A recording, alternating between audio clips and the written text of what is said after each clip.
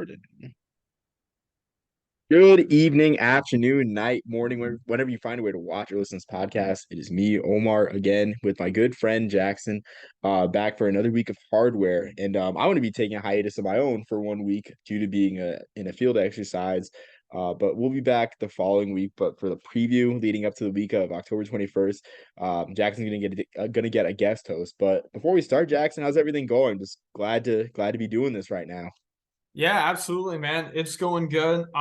Today I came to the realization as I was watching Good Morning Football. I was like, my gosh, man, after Monday Night Football this week, we will be a third through the regular season of the National Football League. And then I came to the further realization that, oh my gosh, after this week, we're pretty much going to be halfway through the regular season of college football, which was even more startling. So, hard to believe that we're already at this point. I feel like we say that almost every week, but man, it really does fly by. And it's the whole off season, really. I'm more of a draft Nick than you, obviously, so I have something to look forward to until April, and then by May I need a break from football, and then really like halfway through June it goes by painstakingly slow in anticipation for the college football season to begin, or at least preseason NFL football. And then by the time it's here, boom, done, flashing by. It's insane. So, yeah, man, I'm really excited for this weekend. We've got a lot of good games, and then we've also got, this is not one of my games of the week to watch, so this is in no way a spoiler, but I'm very fascinated by this San Diego State Hawaii game that's kicking off at 11 p.m. on Eastern time, because for both teams, with a win, like, bowl eligibility is a very realistic possibility, and with a loss, it seems seemingly impossible. Like, it's an interesting dichotomy between the two of whoever wins. Oh, bowl eligibility is in your sight because you at least have three very winnable games on your schedule, and then with a loss, it's impossible. It's not going to happen. So, but yeah, man, sorry, went into a lot there, but I was thinking the same thing too when I was looking at that game on the schedule because San Diego State is uncharacteristically 2-4, and Brady Hoke might be on the hot seat.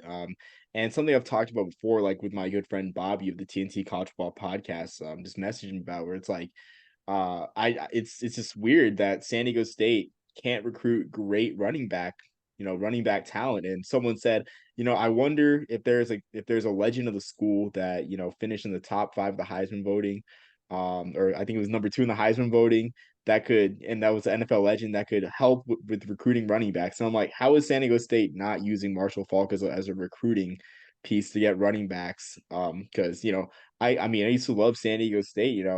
They were the pro style team of I used to love their offensive scheme, I should say. They were the pro style team of the group of five. So interesting to see them in that spot. Hawaii, though, has been competitive, in a lot of games, competitive against Vanderbilt on the road, going to the mainland in week 0, competitive at home against Stanford. in the middle of a So construction site, mind you, too. yeah, exactly.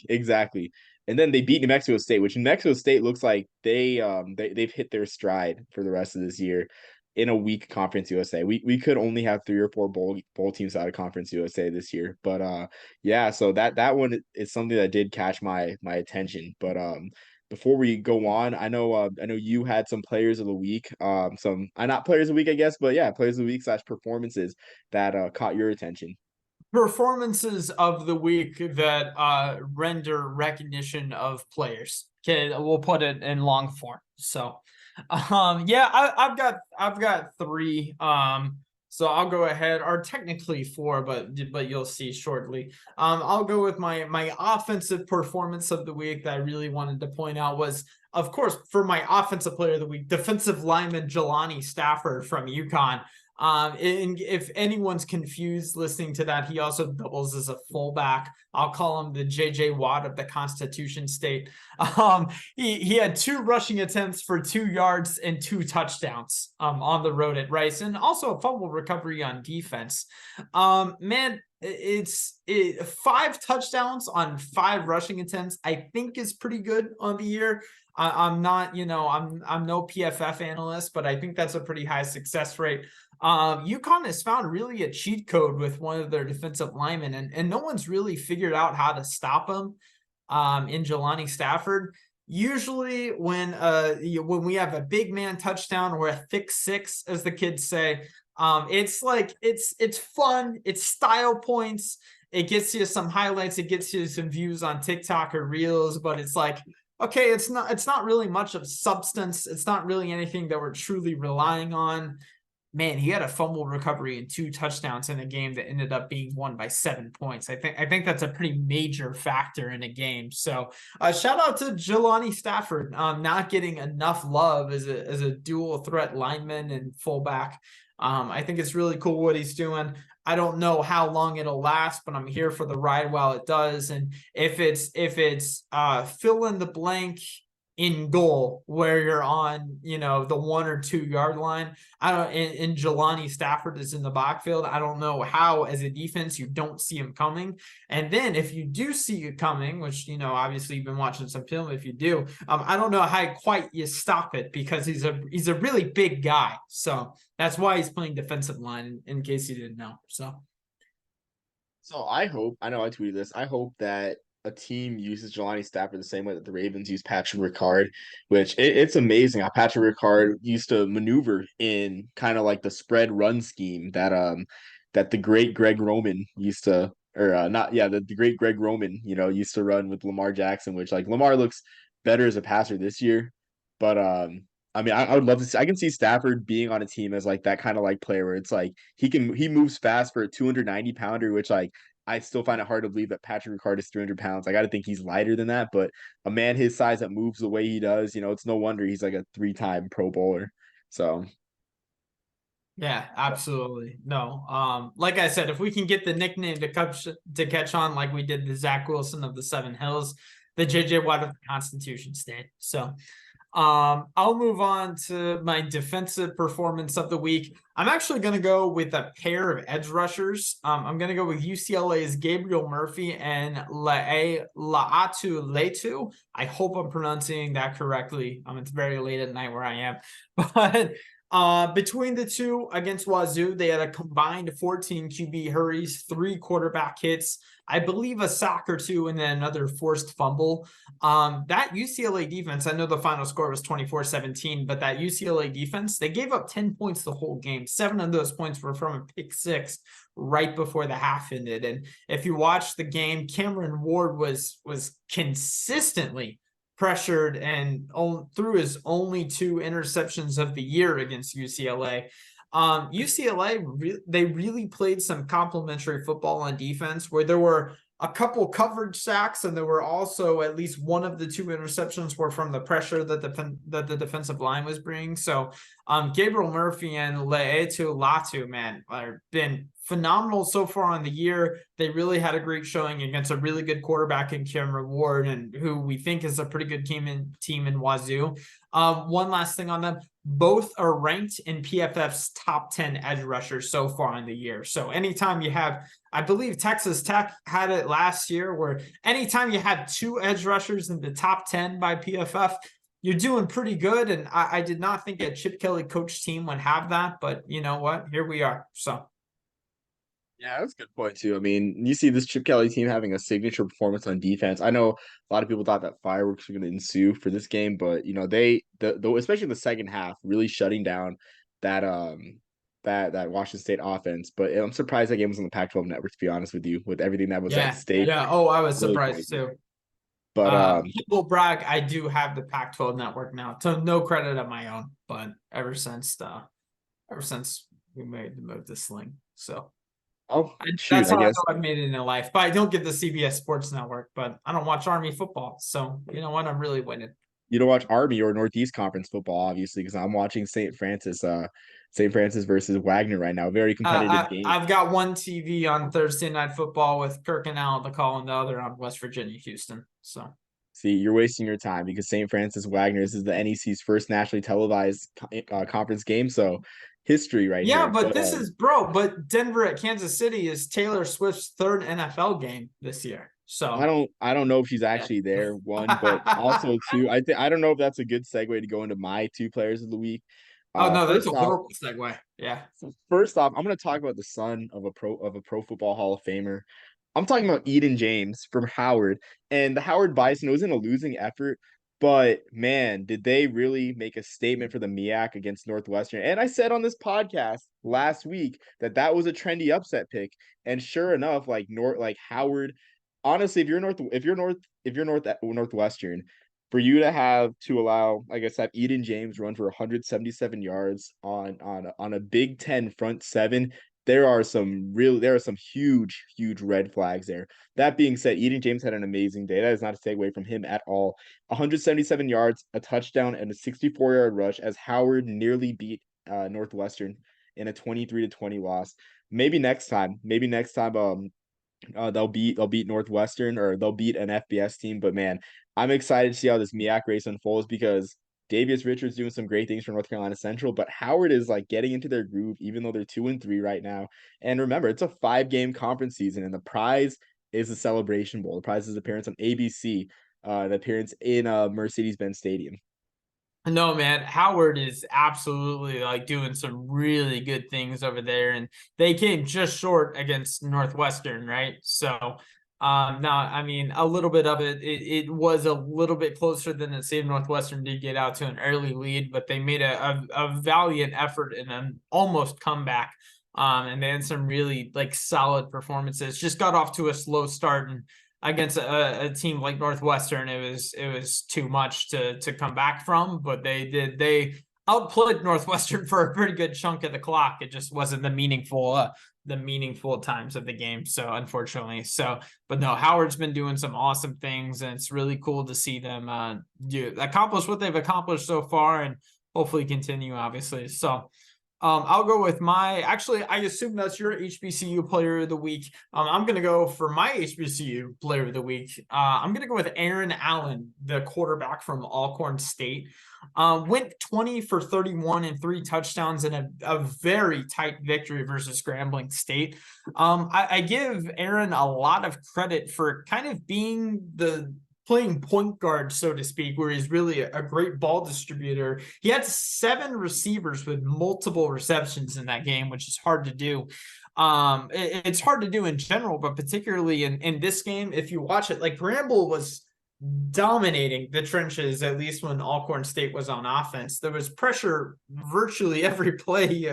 It felt like that Aaron was going against. So, and the fact that he could, not necessarily, okay, just get my first read and get the ball out. Like, no, he was making very good reads and not easy ones. And they were trying to set up to counter all the rushes that they were going against and all the defensive fronts. Like they tried to get some like quick slants or some swing passes or some screens, and they weren't going anywhere. Like the passes that really were successful were going down the field and had some air yards under them. So credit to Aaron for throwing the ball and distributing it really well.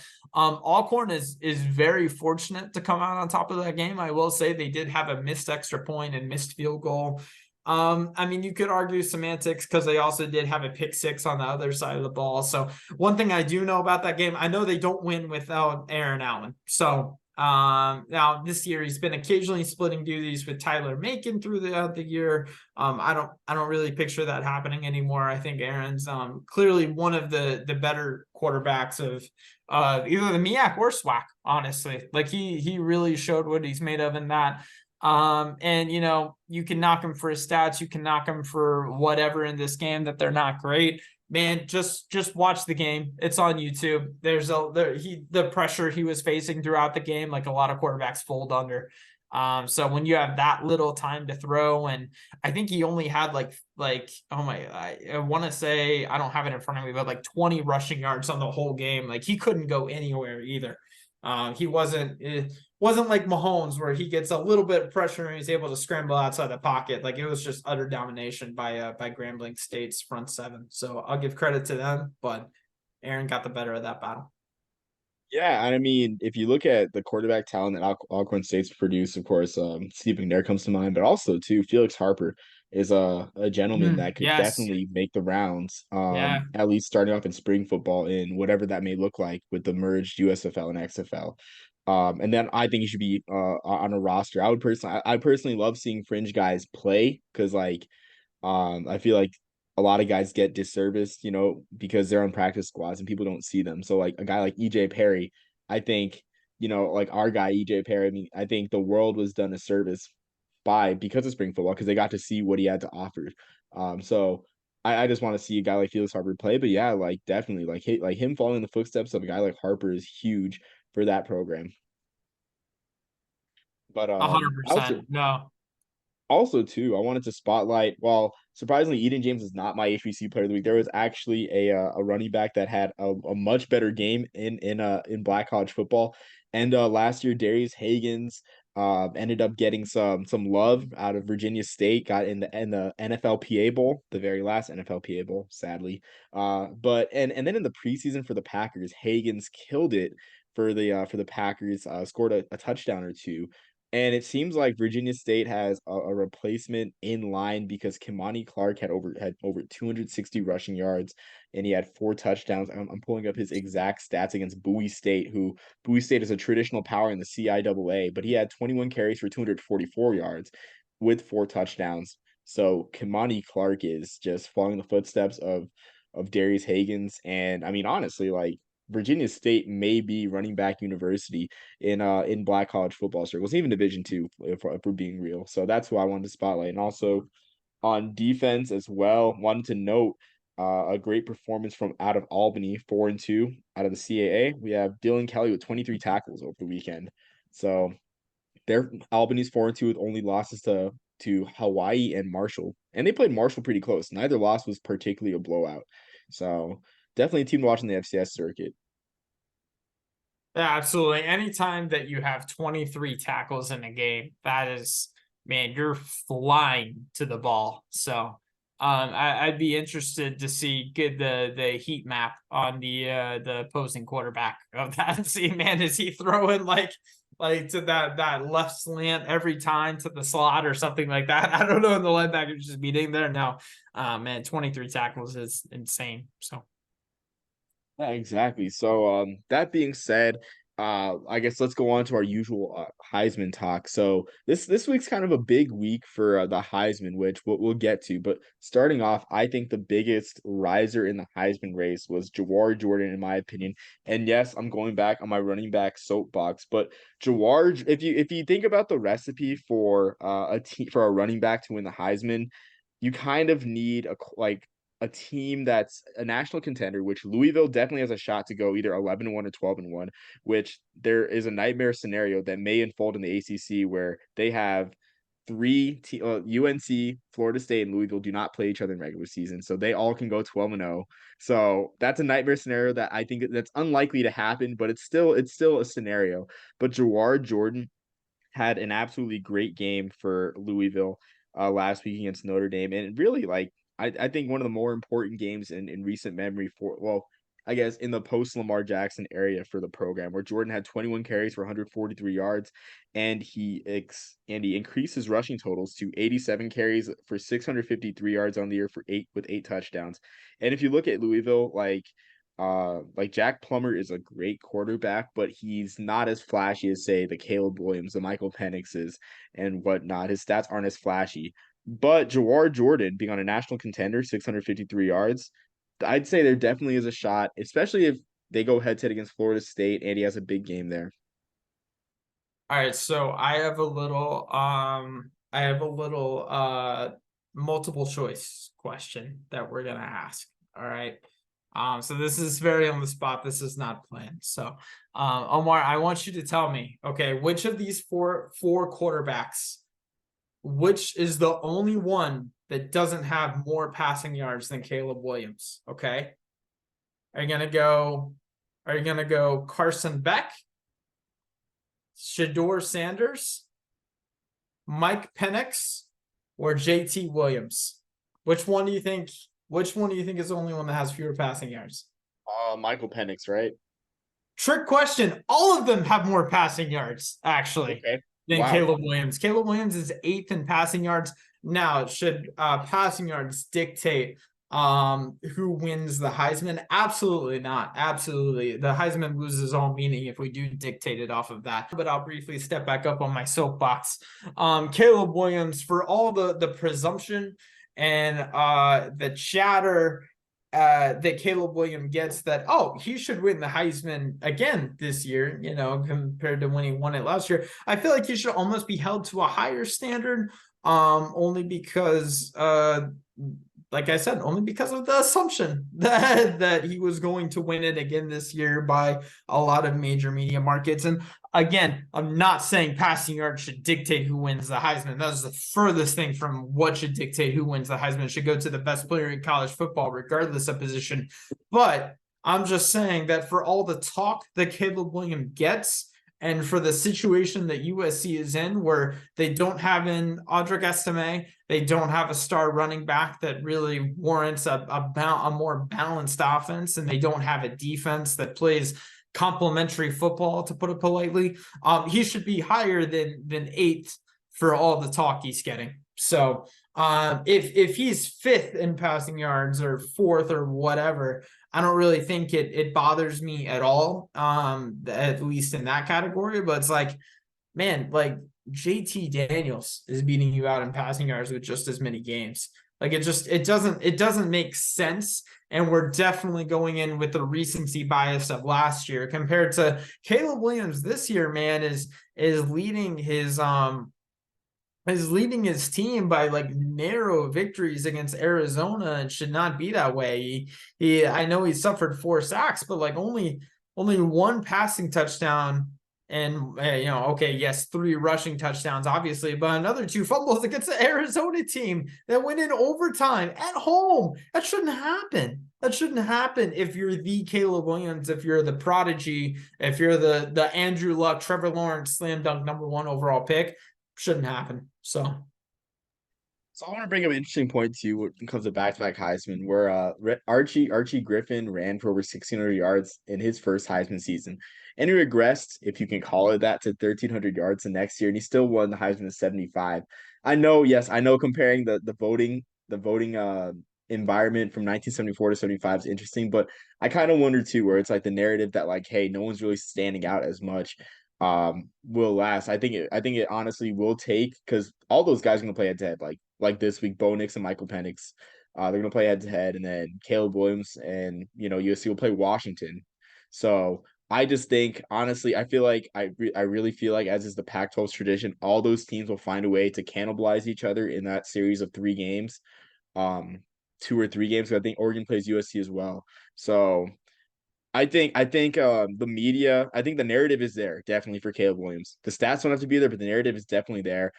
What I think is worse is the fact that with each game that USC almost loses to an Arizona or to a team that is almost like not of that caliber, I do think it kind of hurts his candidacy for sure, a little bit. I mean, especially like, imagine if like he was not, like, they weren't able to beat Arizona, and like it's not fair. Wouldn't have been for through any fault of his own, really. After, I mean, just looking at the missed field goal that happened, looking at, I mean, honestly, they almost lost in the second overtime with that swinging gate conversion. can I go ahead? I'm gonna make a comparison in the asset that these players are in their current situations, and you'll understand what I mean in just a second. I'm gonna take you back, and you're gonna be thrilled that I'm saying this as a 49ers fan. I believe it was the 2021 NFC Championship, I want to say, or not, San Francisco at Green Bay. You're the Niners fan. Correct me if That I'm was a divisional. That was a divisional divisional. that You're year. right. You're right. It was the Yeah, divisional. You're right. Was it 2021? yeah, it was a 2021 Okay. season. Okay. Yeah. So with the snow and the block punt and all that, right? Okay. Would you say that losing that game was Aaron Rodgers' fault? No, I wouldn't say that. I Absolutely wouldn't say not. that losing that game was Aaron Rodgers' fault. Would you say that the blame for not winning that game, the majority of that could be blamed on Aaron Rodgers? For not winning that. There's a distinction between Yeah, losing the yeah, game and not definitely. winning. Yeah. Okay. Yeah, Yeah. That definitely. you see where I'm getting at. I'm gonna give Caleb Williams the same comparison I'm giving Aaron Rodgers. It's the expectation should be there that you can at some point you just got to put the team on your shoulders and go win the game. And I'm not saying Caleb Williams didn't do that versus Arizona. I'm just saying that it shouldn't have been as close as it was. As yes, he did go put the shoulders on it, but it wasn't. He had to do that because of partially to his own fault, right? If they lose that, that's not on Caleb Williams. He had 4 touchdowns in the game. It's not on him. But the fact that it was as close as it was, it is partially on him, if that makes sense. And I think Caleb Williams needs to go win more games and not just not lose them. So that's what. But I hope that comparison makes sense. Not losing compared to winning. So I think so. I mean, I think what I'm drawing from that is USC's offense could have gotten going way earlier yeah, against Arizona. yeah, exactly. And Um, the leader of that offense should it have the initiation to get that done. So yeah, so I mean, I'd have to agree, but I mean, boy, he's got a golden opportunity for for lack of a better term, and no pun intended, against Notre Dame. Where like I've been making the point that Notre yeah, Dame's this could be for his the Heisman first moment. time Yeah, yeah, since absolutely. 2012. Like Notre Dame's must see TV. They were I can't remember in 2018 them being must see TV where they're on prime time for 4 weeks. Like I said last week, like them being on prime time. I can't remember a time where they're like on prime time for like 4 weeks. Even in 2020, when they were a lot of the games on NBC. They had a few games. The games that weren't the NBC games were like relegated to like 3:30, 12 p.m. kickoffs against those ACC teams. But like these games are must see TV. And I mean, even then, like the thing that, the most people since the 1993 one versus two matchup, Notre Dame, Florida State, the most people on NBC watched that football game on that network. So, golden opportunity against Notre Dame this week. But, And for USC, it's your schedule is obviously on the road at Notre Dame this week, and then you have Utah at home. Utah's a good football team. You should take care of them if you're USC. I'm on the road at Cal. Same thing. Cal's not a bad team, but you should take care of business. And then you have Washington at home, which is a huge advantage, not having to go on the road to Seattle. And then at Oregon and UCLA to wrap things up. I've already talked about the talent on UCLA's front seven. And they're not playing bad this year, UCLA. They're still a very good football team. So I think it's an interesting way to round out the year with the last 3. Three emotional games is difficult. I'm more referencing Notre Dame here than I am USC. Two emotional games in a row are difficult, but 3 is almost impossible. I feel like we saw that where Notre Dame just didn't have the stamina to keep up with Louisville, and the emotions that were involved in that game. So I personally, for that reason, I think USC should win this game just because Notre Dame is coming off of a true marathon of 3 very emotional games. And emotional is one thing, but emotional losses are a whole nother. And that's what they had last week of just getting it handed to them, for lack of a better term. So but yeah, I think USC should win this game. And I'm not against Caleb Williams winning the Heisman again. I just think that it should be I think it should be better merited than it warrants right now. So yeah, I mean, absolutely. But yeah, like you said, like he'll have time to prove himself against Washington, Oregon when those matchups come. And I mean, I think this race is really too early to call. I mean, and it obviously is. There isn't really a front runner. There isn't really been a September Heisman Trophy winner like in past years. There hasn't been a September Heisman winner. So I think this race will be entertaining and close, to be honest with you. But yeah, like a Heisman moment should be coming soon from Williams or Penix or Nix, which I think is a nice segue to our next topic. Um, Bo Nix versus Michael Penix. Do you think that the loser would be eliminated from this? Because I don't think they would be eliminated. I think there's just plenty of time um, for I guess whoever loses this game, Oregon or Washington, to cover ground. I think that if the loser is Bo Nix, then yes. But if it's Okay. if it's Michael Penix, then no, he's just too good of a talent, too good of an arm to eliminate this early on. Now I will say the matter in which they lose is more important, or the manner in which they lose is more important than the manner in which they win. So if it's an ugly win, it's fine, because how many times are we truly, when we're thinking about the Heisman, and that's the main thing on our mind come like early December, how many times are we like truly dissecting the nuances of early October games? Not very. So if they lose in a in a poor fashion, then it's pretty important. Then you can, oh, yeah, oh man, he had that blowout loss to Washington, or he had that blowout loss to Oregon, and he just couldn't get anything done. But if you have a very impressive showing, of course it's a resume builder, but it's not really something that's looked at under a microscope in early December like it is now. So that's my opinion. I'd have to agree. Like, I wish this game happened later on in the season because, Yeah, like, as sad as it was looking back, the Kenneth Walker game against Ohio State happened at the right time to eliminate Walker from the yeah, Heisman race through no yep. fault of his own, which it still frustrates me that the Michigan State pass offense was unable to stop CJ Stroud that day, where it's like right away they're in such a big hole that I think Kenneth Walker only had 6 carries that game, right? Or Something like that. Some SEC traditionalists will get mad at me for saying this, but like, doesn't this almost have the feel of like the old school Florida Tennessee games when like you knew the winner was going to be in a good position when it came time to dictate the BCS outcome. You knew that the winner was probably going to go pretty far in this thing, and it feels like that. It's early October in the college football playoff era. This isn't like necessarily a time of year where like everything should be dictated, but like it feels like everything will be dictated. So yeah, exactly. But I mean, you say that, but I mean, Oregon and USC play each other, and then Washington and USC play each other. So it's like my but projections are if hard. I'm being honest, I Oregon and Washington are better teams than USC, in my Absolutely. opinion.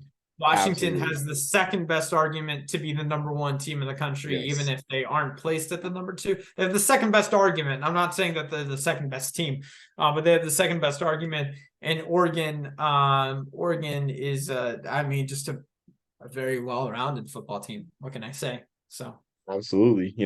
Guy we're not talking about too is like Bucky Irving. Like poor Bucky Irving, like having an amazing year.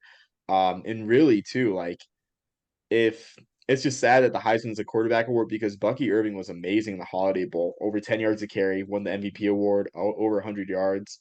That could have been a springboard for him had he not been a running back. So, I'm excited to see how the race shapes out. I mean, I'm kind of itching because we're talking about the race in the same way each week. Maybe like one or two guys come into the race. Like I'm really hoping Jahwar Jordan. I'm really hoping Louisville feeds Jahwar Jordan in the coming weeks. But Louisville's ACC schedule is pretty light with the exception of Duke, I think.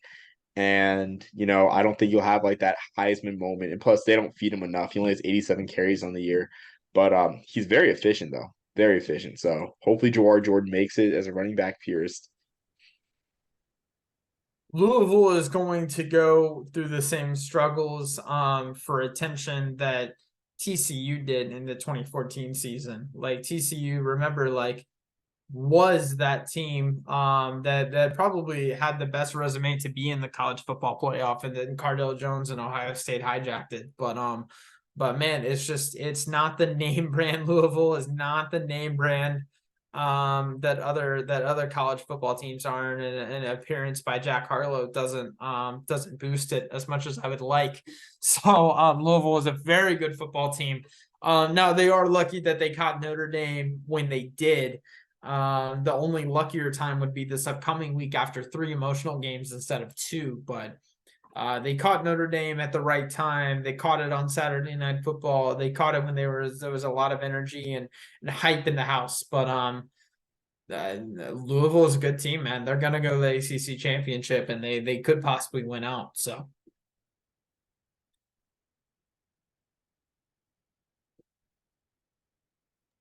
Jeez, technical difficulties. But yeah, so the thing with that though is like, don't forget about North Carolina though. That's the thing. Like I said, the nightmare ACC scenario where I'd rather not talk about it because it is just such a wild scenario where you have three 12-0 teams. Where like we can even talk about Drake May coming into this Heisman race too, Yeah. because the ACC usually has a strong middle tier. There is almost no middle tier in the ACC this year. I think the middle tier consists of two teams, maybe Wake Forest and Boston College.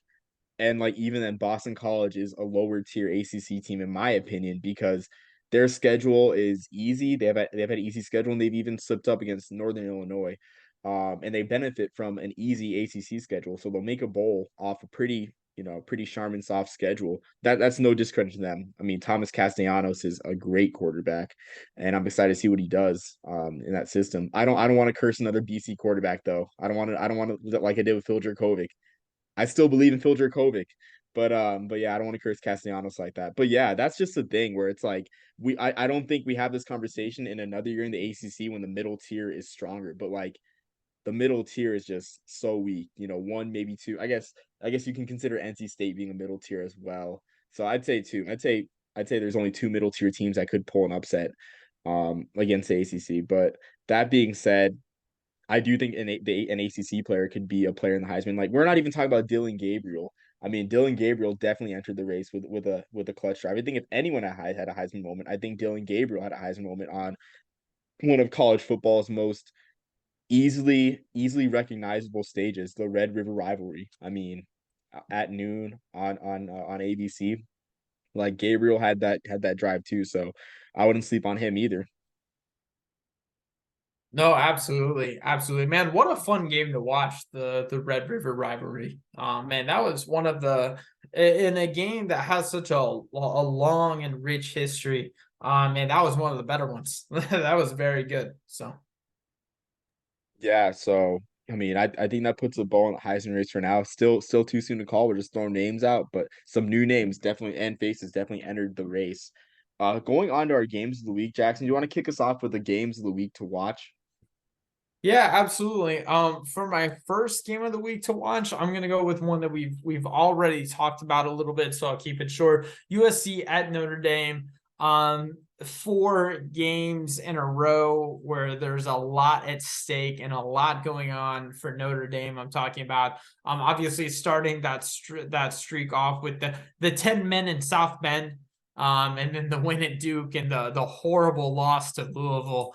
How this game goes dictates really the attitude going into the bye week for Notre Dame, and then the attitude going into the bye week for Notre Dame really dictates their outcome and outlook on the rest of the season. So on the other hand, USC is going in here coming off of an unfortunately thrilling victory versus Arizona, one that should not have been close or competitive, as we've already talked about.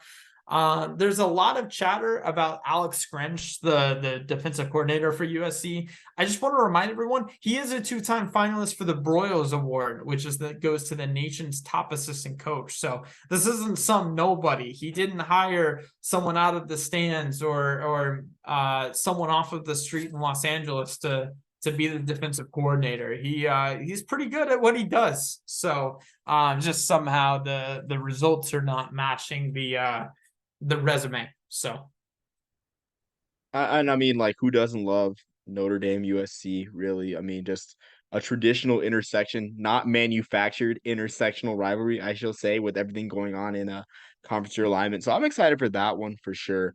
And I think it's probably the best night game of the weekend because I think the no knee in Miami that a friend on Twitter told called for Georgia Tech, the no knee in Miami. Not my own. I gotta find out who said that really quick. the mistake in Miami was better, but I'll Yeah, I credit like the that to no you. knee. I like what he came up with. I want to have that. Then I want to have that the next time you speak. And But yeah, how can we not like how did you not learn against Stanford, Mario Cristobal? Like my gosh, like going back to the Oregon Stanford game where pretty much the same thing happened. How do you not learn?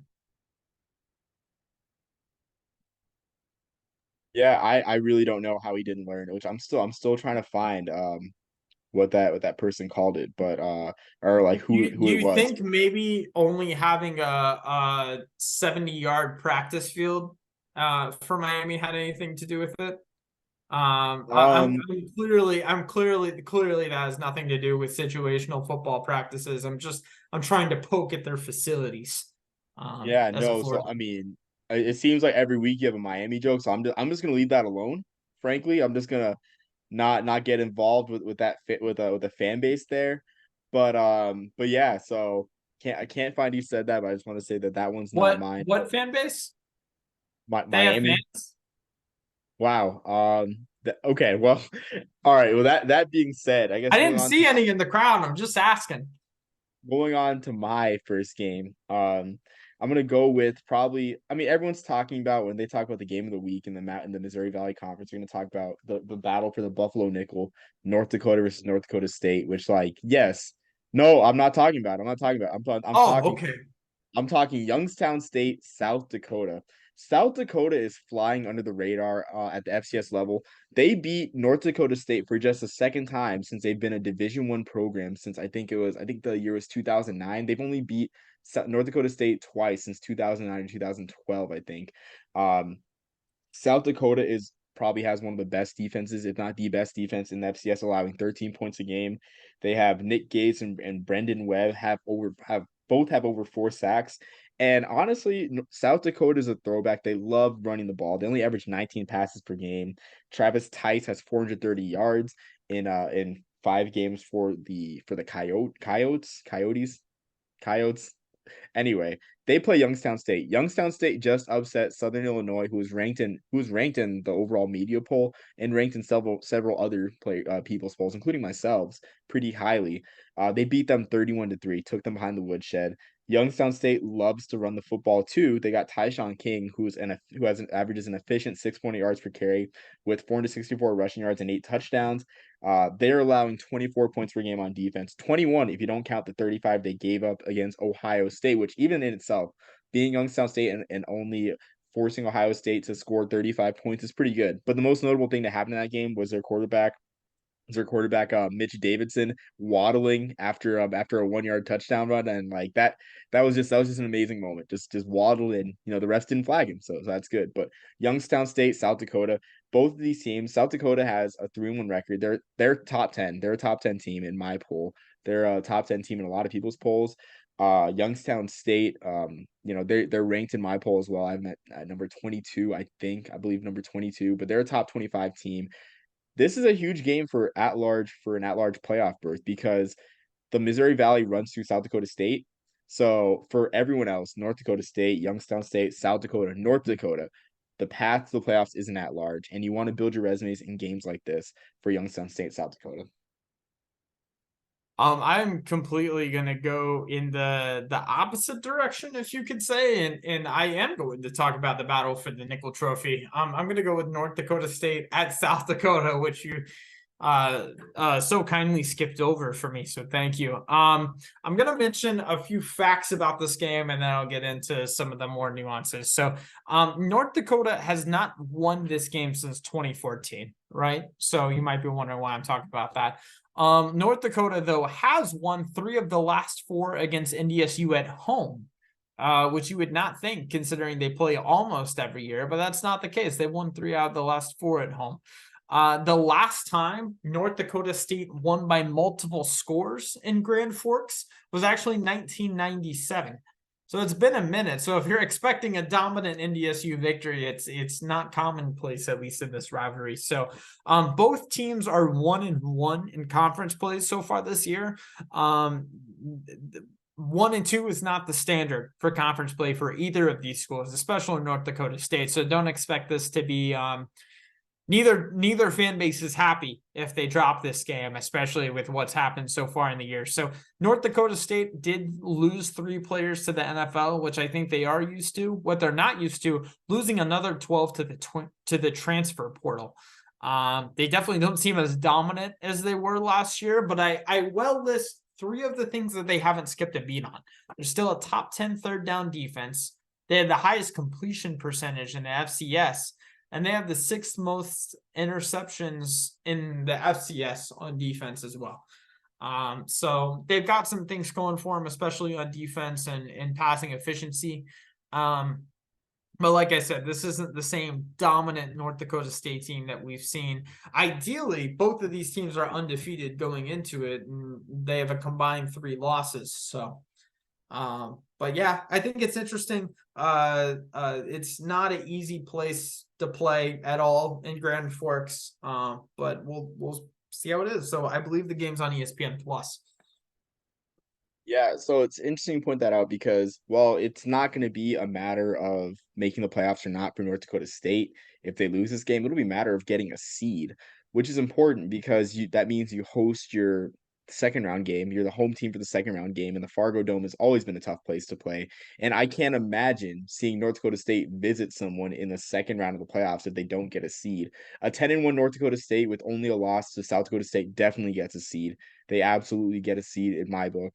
But I don't determine that. I just do one of the poll. I'm a voter on one of the polls that shows that. So, but the thing for North Dakota too, North Dakota can put themselves in a good seeding position come selection Sunday if they beat North Dakota State, which a 9-2 you say yeah, I guess sorry, an 8-3 North Dakota State, because the way that the playoffs go, FBS losses aren't countable. So to the selection committee, they would be essentially an 8-2 team, not counting the loss to Boise State.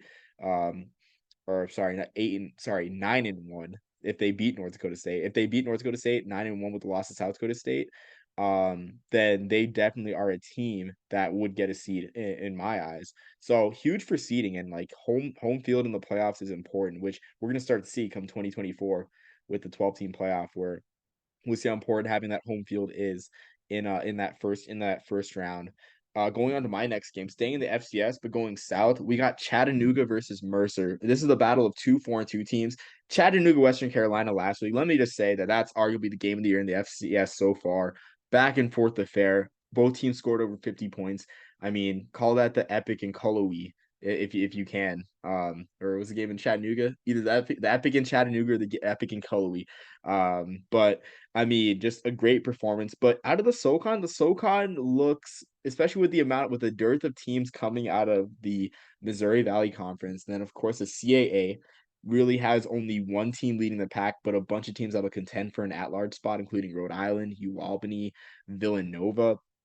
This game is huge for both teams to have the at-large berth be in the conversation, especially for Chattanooga, who lost to North Alabama earlier this year. North Alabama does not look like they'll win the United Athletic Conference.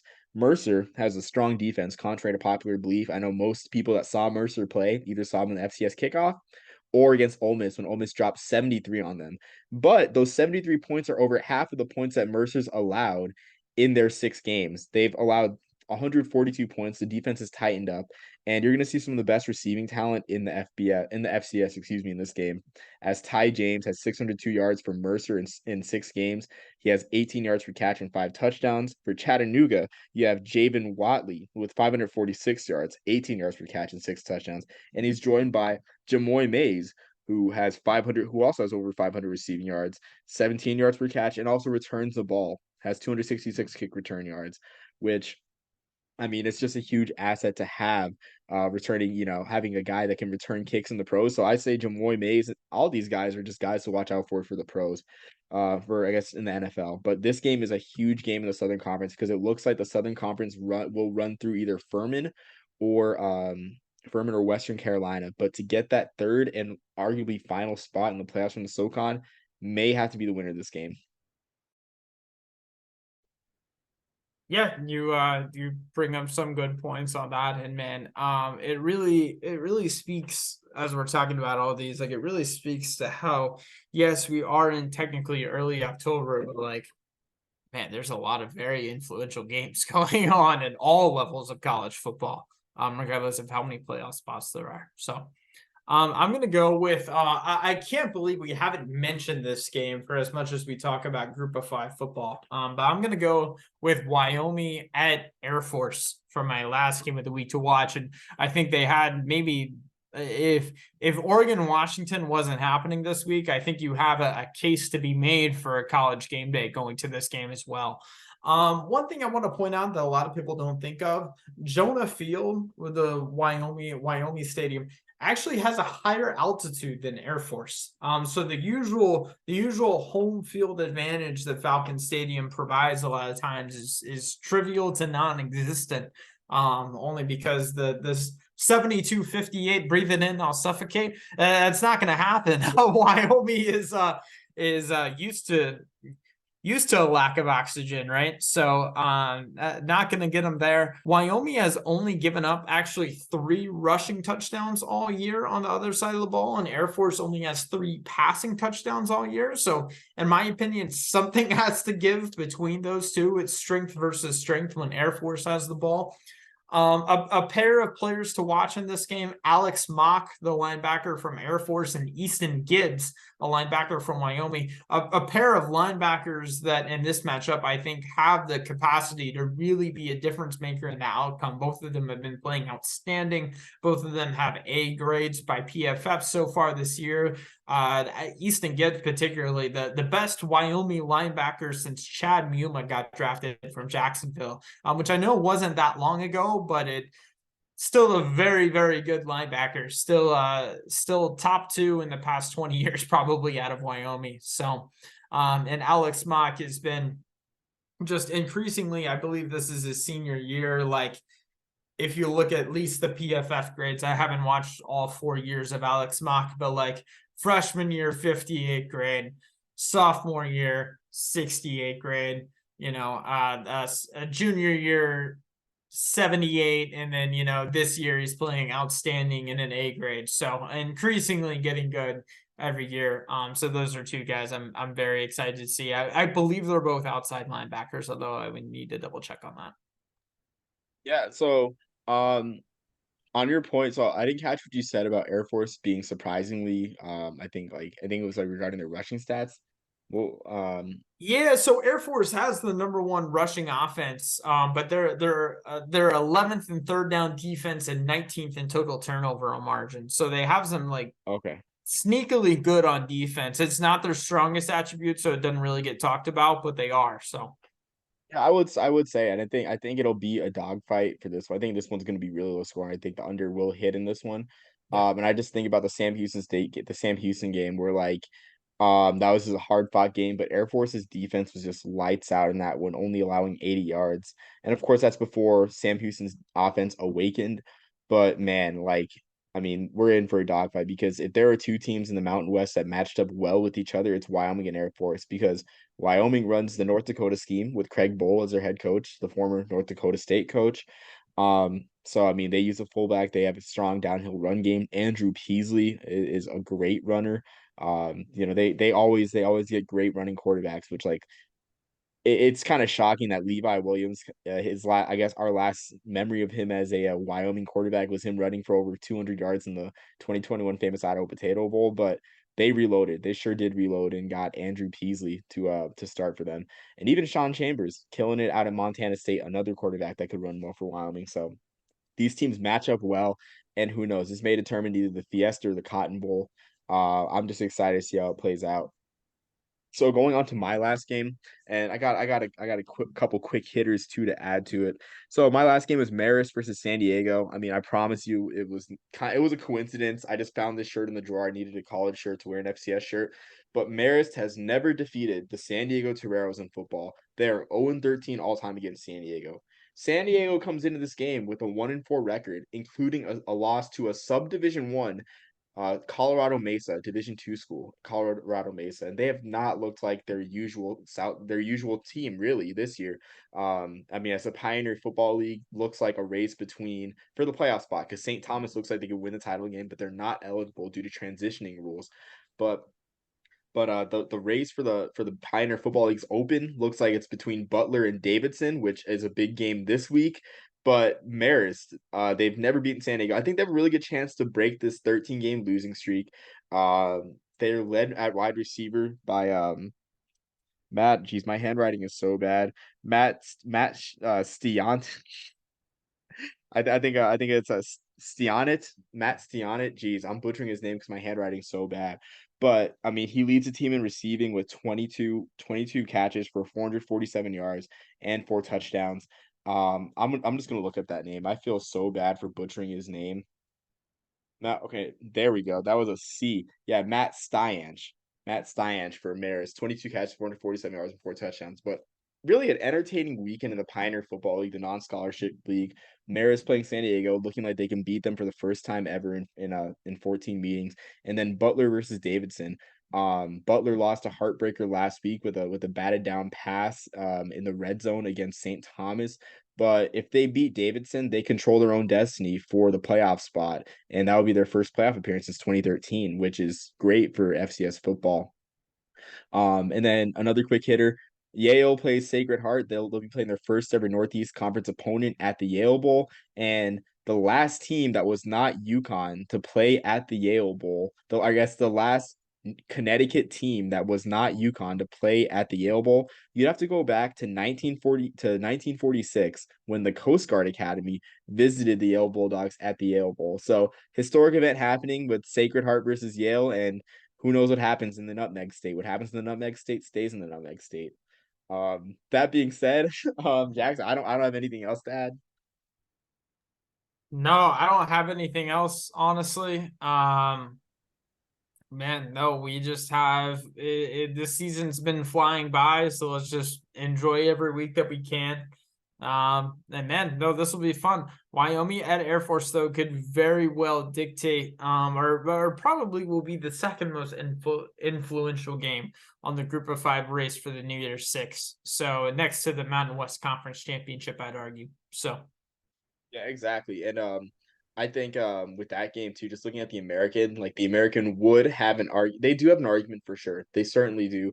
But you look at Tulane's resume, their best win would probably be probably Dorf in comparison, excuse me, probably Dorf in comparison to Air Force and Wyoming beating each other, and especially with Wyoming beating Texas Tech. We're like, yes, Tulane lost to Ole Miss, but their best win would probably be against a 9-win Memphis team, and if not that, if they lose to Memphis, might be against a 9-win SMU team that has 2 Power 5 losses, including one to TCU. So definitely an interesting New Year's Six race, for sure. But until next time, everyone, keep enjoying the college football. Uh, Beat Troy. Peace, love, and soul.